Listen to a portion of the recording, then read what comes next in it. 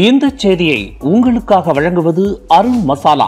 1983 ஆண்டிலிருந்து தரத்துடன் தன்மை மாறாத அறுசுவை சமையலுக்கான அருண் மசாலா.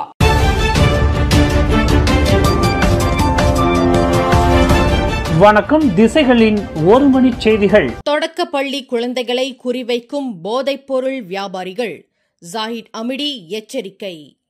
தொடக்க பள்ளிகளில் 10 வயதிற்குட்பட்ட குழந்தைகள் கூட தற்போது போதைப் பழக்கத்தினால் பாதிக்கப்படுவது குறித்து துணை பிரதமர் Datuk Seri doctor Ahmad Zahid Hamidi மிகுந்த கவலை தெரிவித்துள்ளார். இது தேசிய அளவிலான அச்சுறுத்தல் என்றும் இப்பிரச்சினை உடனடியாக கவனிக்கப்பட வேண்டும் என்றும் ஜாஹிட் அமிடி குறிப்பிட்டுள்ளார். போதைப்பொருள் விற்கும் முகவர்கள் பள்ளி குழந்தைகளுக்கு இலவசமாக இனிப்புகள் வழங்குவது போல் அவர்களை போதைப் பழக்கத்திற்கு உள்ளாக்குவதையும் அவர் சுட்டிக்காட்டியுள்ளார். இப்பிரச்சினையை சமாளிக்க அரசாங்கம் பல்வேறு முயற்சிகளை மேற்கொண்டு வருவதாக குறிப்பிட்டுள்ள அவர், தேசிய போதைப்பொருள் எதிர்ப்பு நிறுவனம் இன்னும் ஆக்கப்பூர்வமான அணுகுமுறைகளை பின்பற்ற வேண்டும் என்றும் கூறியுள்ளார். போதைப்பொருள் கடத்தலை கண்டறிவதிலும் அது விநியோகம் செய்யப்படுவதை தடுப்பதிலும் இன்னும் அதிக உத்திகள் தேவை என்று ஜாஹிட் தெரிவித்துள்ளார்.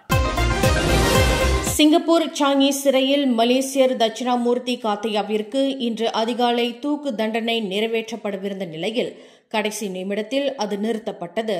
தட்சிணாமூர்த்தியின் குடும்பத்தாருக்கு நேற்று இரவு சாங்கி சிறை நிர்வாகம் இத்தகவலை அளித்ததாக அவர்களது குடும்ப வழக்கறிஞர் என் சுரேந்திரன் தெரிவித்துள்ளார். என்றாலும் சிறை நிர்வாகம் ஏன் இம்முடிவை எடுத்துள்ளது என்பது குறித்து எந்த தகவலும் இதுவரையில் கிடைக்கப்பெறவில்லை என்று சுரேந்திரன் குறிப்பிட்டுள்ளார். கடந்த 2011ஆம் ஆண்டு மலேசியாவிலிருந்து சிங்கப்பூருக்கு உட்லேண்ட் சோதனை சாவடி வழியாக கிட்டத்தட்ட 45 கிராம் ஹெரோயின் போதைப்பொருளை கடத்தியதற்காக தட்சிணாமூர்த்தி சிங்கப்பூர் போலீசாரால் கைது செய்யப்பட்டார்.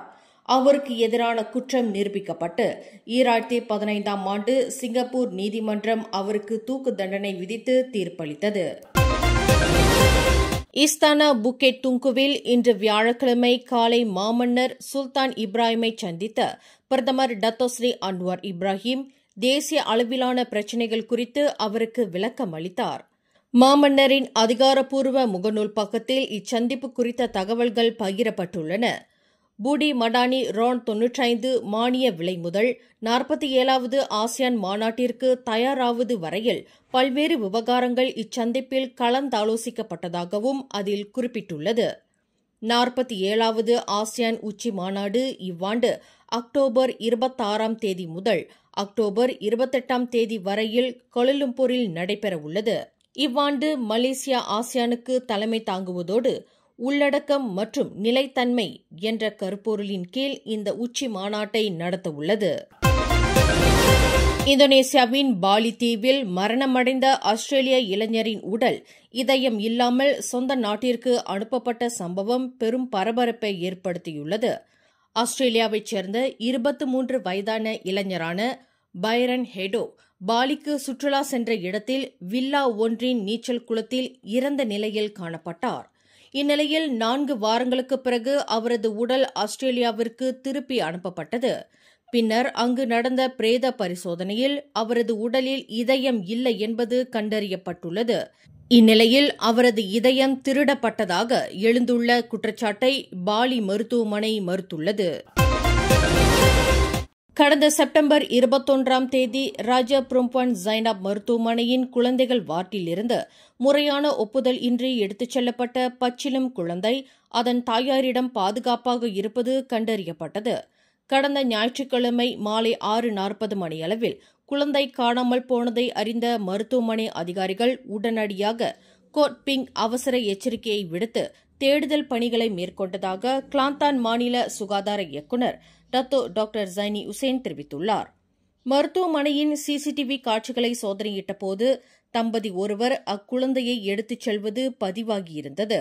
இந்நிலையில் செப்டம்பர் 23ஆம் தேதி கொத்தபாரு மாவட்ட சுகாதார அதிகாரிகள் காவல்துறையினரின் உதவியுடன் அத்தம்பதியின் வீட்டிற்கு சென்றபோது அக்குழந்தையும் அதன் தாயாரும் பாதுகாப்பாக இருப்பது கண்டறியப்பட்டுள்ளது. புலாவ் இண்டா இண்டஸ்ட்ரியல் பார்க் அருகே இன்று போலீஸ் சோதனையின் போது 7000 ரிங்கெட் லஞ்சமாக வழங்குவதாக கூறிய வங்கதேச ஆடவர் போலீசாரால் கைது செய்யப்பட்டார்.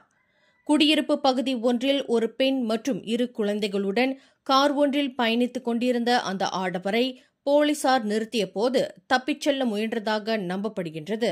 இந்நிலையில் அக்காரை மடக்கி பிடித்த போலீசார் அதில் சோதனையிட்டபோது அந்த ஆடவர் லஞ்சம் கொடுக்க முயன்றதாக கூறப்படுகின்றது. எனினும் விசாரணையில் அவரது காரில் இருந்த இருவருக்கு முறையான ஆவணங்கள் இல்லை என்பது தெரிய வந்ததை அடுத்து அவர் கைது செய்யப்பட்டுள்ளார். அப்பகுதியில் வெளிநாட்டினர் பலர் முறையான ஆவணங்கள் இன்றி சுற்றித் திரிவதாகவும் மளிகை கடை நடத்துவதாகவும் பொதுமக்கள் அளித்த புகாரின் அடிப்படையில் இச்சோதனை நடத்தப்பட்டுள்ளது. நேற்று ஜோஹர் சிங்காராங் பந்தாய் சுங்கை லூரோஸ் கடற்கரையில் எரிந்து கொண்டிருந்த கார் ஒன்றை அணைக்கச் சென்றிருந்த தீயணைப்பு படையினர் அதனுள் ஓட்டுநர் இருக்கையில் முற்றிலும் எரிந்த நிலையில் சடலம் ஒன்றை மீட்டுள்ளனர். 72 வயது மதிக்கத்தக்க அந்நபர் உள்ளூரைச் சேர்ந்தவர் என்பது முதற்கட்ட விசாரணையில் தெரியவந்துள்ளதாக பத்துபஹட் காவல்துறை தலைமை உதவி ஆணையர் ஷாருல் அன்வார் முஷ்டாரட் அப்துல்லா சானி தெரிவித்துள்ளார். திடீர் மரணமாக பதிவு செய்யப்பட்டுள்ள இச்சம்பவம் தொடர்பான மேல் விசாரணைக்காக அச்சடலம் பிரேத பரிசோதனைக்காக அனுப்பப்பட்டுள்ளது. அதேவேளையில் இச்சம்பவம் தொடர்பில் ஏதேனும் தகவல் தெரியும் பொதுமக்கள் உடனடியாக அருகிலுள்ள காவல் நிலையத்தை தொடர்பு கொள்ளுமாறும் ஷாருல் அன்வார் முஷ்டாரட் கேட்டுக் கொண்டுள்ளார். இந்த செய்தியை உங்களுக்காக வழங்கியது அருண் மசாலா. 1983ஆம் ஆண்டிலிருந்து தரத்துடன் தன்மை மாறாத அறுசுவை சமையலுக்கு அருண் மசாலா. மேலும் செய்திகளை தெரிந்து கொள்ள கீழே இருக்கும் பெல் பட்டனை அழுத்துங்கள். உங்கள் மகிழ்ச்சியை வெளிப்படுத்த லைக் மற்றும் ஷேர் செய்யுங்கள். தொடர்ந்து திசைகளோடு இணைந்திருக்க சப்ஸ்கிரைப் செய்யுங்கள்.